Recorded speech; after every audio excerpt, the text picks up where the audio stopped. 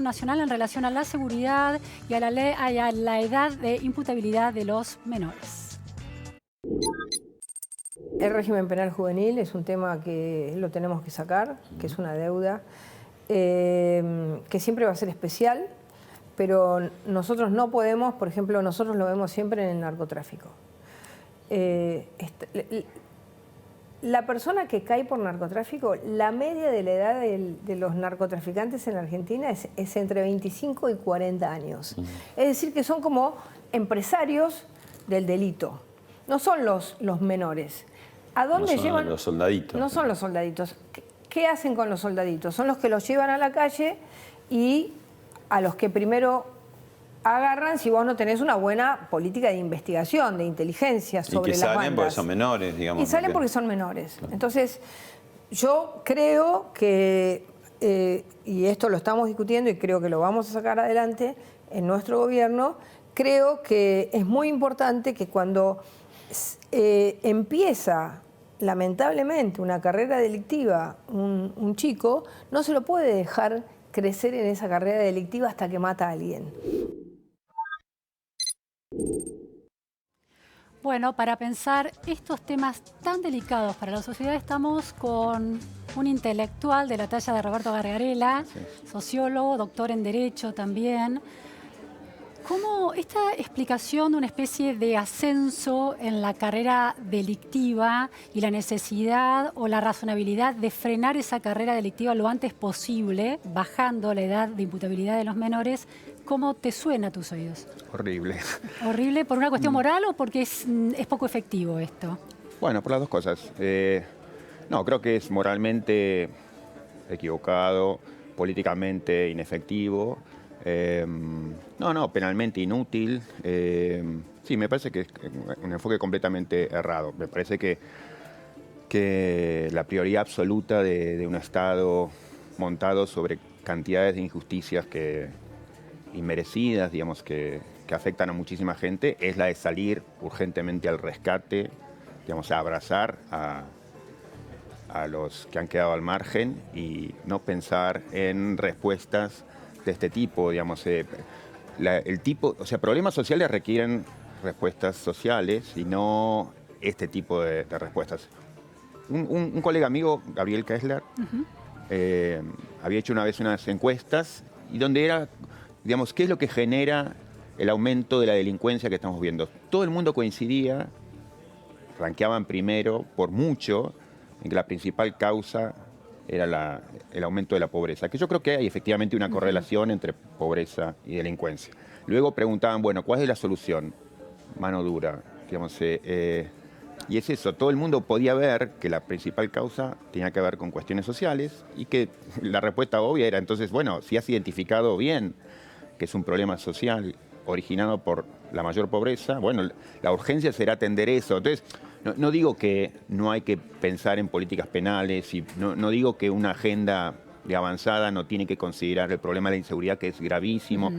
Lo que digo es que la urgencia absoluta, y mucho más cuando hablamos de menores, es absolutamente otra, y que la respuesta penal, además, digamos, lo que viene a hacer en todo caso es sacar de la cancha a algunos jugadores, cuando son jugadores que los necesitamos como personas para crearlos, para ayudarlos a que se desarrollen como seres humanos. Entonces, ahora, me parece que se equivocaron en todos los terrenos, además de que funciona mal. Sí. ¿Por qué? Porque los institutos de detención son generadores de delincuentes. Claro, bueno. claro.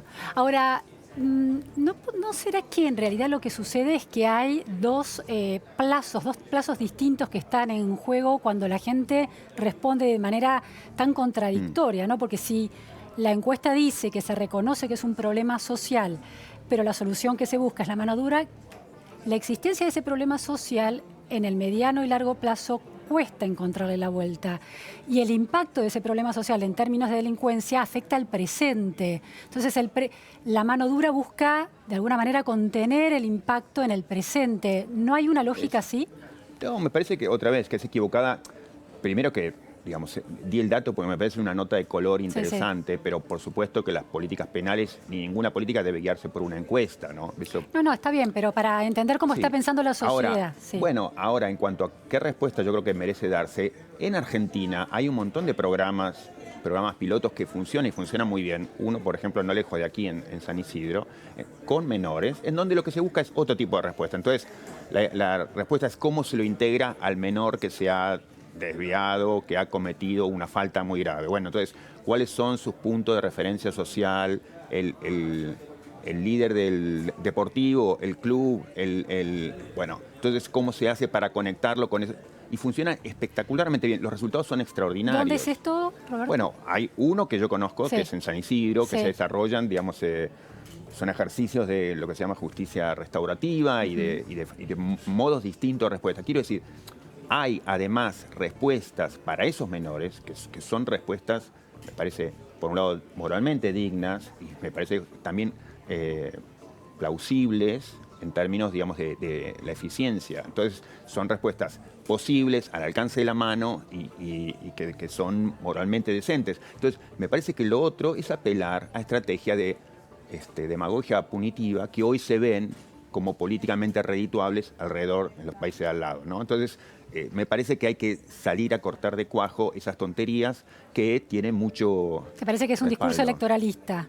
Obviamente, pero es un discurso, o sea, no se puede jugar electoralmente con este tipo de elementos materiales tan delicados. Ahora, ¿no? te planteo esto, el turista sueco que estuvo en San Telmo, en el lugar equivocado, en el momento equivocado, un delincuente menor de edad, tengo entendido, que 17 años, ¿no? Pues, Pero, no sé. bueno, es ese caso o cualquier otro, termina herido gravemente, pierde un miembro, pierde una pierna, y la sociedad reclama que se le da demasiada justificación a los victimarios y poca atención a las derechas de las víctimas. Pero- ¿Qué realidad es eso? ¿Cómo analizás vos que tenés otra perspectiva sobre esto? No, me parece que, a ver, las víctimas merecen todo nuestro apoyo, toda nuestra cercanía, la cercanía del Estado, el respaldo mucho mayor que el que pudiera darse a este turista sueco, digamos, no es simplemente darle una palmada en la espalda, ha perdido una pierna, o sea, requiere un tipo de contención especial sin ninguna duda. Ahora, no tenemos que contentarnos con, bueno, yo le pego un tiro al delincuente, entonces di una respuesta muy efectiva. Bueno,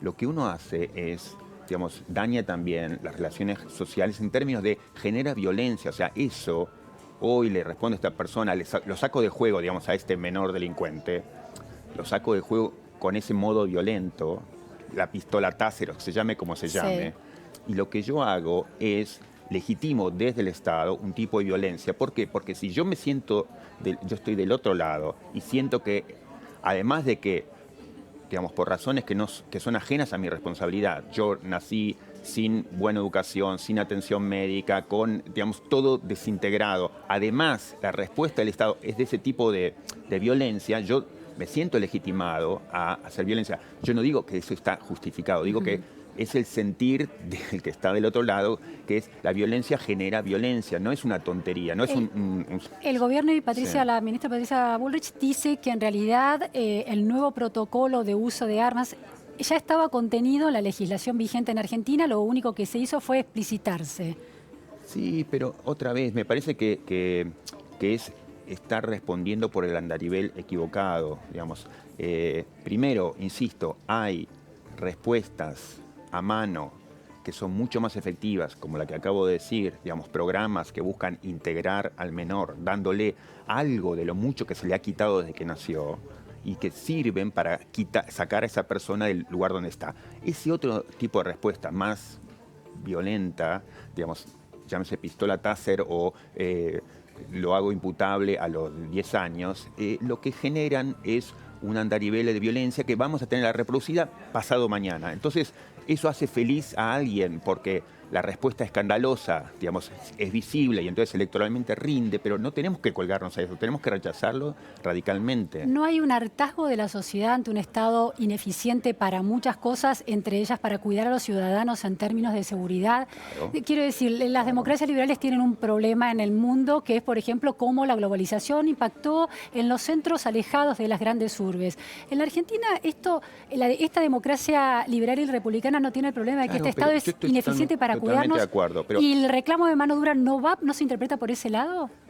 Weimar era la situación de una sociedad con hartazgo. Ahora, Está bien. claro, Sí. pero una respuesta puede ser, bueno, como estamos hartos, entonces ahora sí, pegamos el golpe sobre la mesa y que se rompa todo y salimos a patear a todo el mundo. O puede ser, bueno, como estamos hartos de lo mal que funciona la democracia, ¿cómo hacemos para que funcione, digamos, de modo que integre más, de modo más democrático, de modo más participativo? Entonces, no es que el hartazgo tiene una única respuesta posible. Hay una respuesta posible, como la que se dio post-Weimar, que es la respuesta, digamos, de rompo todo. Bueno, es una respuesta que históricamente deberíamos haber aprendido, que es una respuesta que se da mucho, que es, digamos, muy visible, pero que es la peor de todas. Entonces, yo creo que frente a un Estado democrático que funciona como funciona el nuestro, digamos, de modo calamitoso, no desde hoy, desde hace muchos años, la solución es más democracia y no rompamos todo. El juicio oral en la Argentina le da una voz a la gente, al pueblo, como quieras llamarlo. ¿El jurado? El Sí. jurado, los jurados, ¿cómo se llama? Sí, ¿Jurados sí, orales? sí, juicio por jurado. Juicio por jurado, no me salía. Ahora, uno de los fallos más resonantes de ese juicio por jurado fue el no culpable al carnicero que persiguió al delincuente, bueno, y terminó de una manera trágica. Entonces, hay algo de la justicia se renueva, se transforma para estar a la altura de los tiempos y la sociedad termina fallando de una manera que uno diría en tus parámetros muy cuestionable cuando es representada en el juicio por jurados. No. Justamente es un ejemplo hermoso por la razón contraria. A ver. Porque los juicios por jurado son un experimento, una prueba empírica extraordinaria de que un montón de tonterías que se han dicho sobre ciudadanía y castigo son falsas, porque se han falseado en la práctica. ¿De qué modo? Que los juicios por jurados, históricamente, aún en Argentina, con todo lo que es Argentina, han tendido a tomar, y sobre eso sí tenemos estadísticas, han tendido a tomar decisiones más parsimoniosas, más moderadas, más prudentes que los jueces profesionales, menos punitivistas. Entonces, siempre hubo en muchos penalistas, aún en gente como Zaffaroni, la idea de que no abramos esa puerta, porque esa puerta, el juicio, digamos, en donde interviene la ciudadanía, lo que genera es punitivismo, hiperpunitivismo. Por el contrario, históricamente lo tenemos recontravalado, es al revés. Tienden a tomarse decisiones más moderadas. ¿Quiere decir que voy a estar de acuerdo con todas las decisiones que se toman, como en esta? No. Quiere decir que normalmente se toman decisiones más moderadas. ¿Por qué? Porque sobre eso también tenemos datos. Si la misma persona, luego de que se ha cometido un crimen horrendo, yo soy el vecino y veo ese crimen, a mí me preguntan, ¿qué hago con el delincuente? Yo, desesperado, digo, mátenlo. Ahora, si esa misma persona, está situado, tiene que dar su nombre, ya no es una encuesta, tiene que dar su nombre, tiene información a favor, tiene información en contra, tiene que escuchar a la persona que va a ser condenada, la situación cambia radicalmente. Entonces, el setting, digamos, el estado de cosas institucional hace que uno pueda pensar mejor. Claro. Y el jurado tiende a ayudar a que uno piense mejor. Entonces, es una gran decepción para quienes han querido decir cierren la puerta de la justicia con intervención ciudadana. Digamos, a pesar de este fallo que alentaba de alguna manera la justicia por mano propia. Pueden pasar, digamos, decisiones que uno no esté de acuerdo, pero la tendencia es clara en otra dirección, que es más moderación. Roberto, las pistolas Taser, como se diga, ¿no te parece una mejora en el modo en que las fuerzas policiales de seguridad van a manejar esas situaciones? No, es una medida buena para Navidad, digamos, en el sentido de ruidos y luces de colores, digamos, pero no, hay que sacarse de cabeza que no ese es el camino. ¿Por qué? Porque hay caminos que son más costosos en el sentido de que a lo mejor son menos vendibles políticamente, que son mucho más decentes, están a mano y funcionan bien. Entonces, probemos por otro camino que funciona bien. No quiere decir desentenderse del que ha cometido un delito, quiere decir reprochárselo, digamos, retirarlo, hacerlo responsable, pero digamos, hay un camino decente que puede ser transitado. Transitémoslo. Mucha gente habla de la puerta giratoria en la justicia, de menores que entran, cometen un delito, entran, el juez los deja libre, vuelven a cometer un delito. Pero por eso, ¿qué es la puerta giratoria? La puerta giratoria es una expresión, un resultado, digamos, de ese tipo de ejercicio, que es hacerlo visible. Entonces lo detengo, lo tiro a la policía, lo meto en el instituto, lo encierro, lo saco. Bueno, se me escapa, se convierte en una persona mucho más violenta de lo que era, si es que lo era, digamos, se rodea, se socializa. Nosotros somos responsables de que eso se socialice en un ámbito de crimen, digamos, de donde todo es cómo salgo, cómo zafo, cómo golpeo, cómo escapo, cómo hago en el futuro cuando salga de acá para así salvarme. Entonces, por supuesto que entonces terminamos nosotros creando delincuentes adultos. Entonces, no nos tenemos que involucrar en ese camino, por supuesto. Bueno, Roberto Gargarella, nos dejas pensando, ¿eh? Bueno, gracias. Muchísimas gracias. Un tema delicado, lleno de dilemas. Nos vamos a un corte y volvemos en Más Info, segunda edición.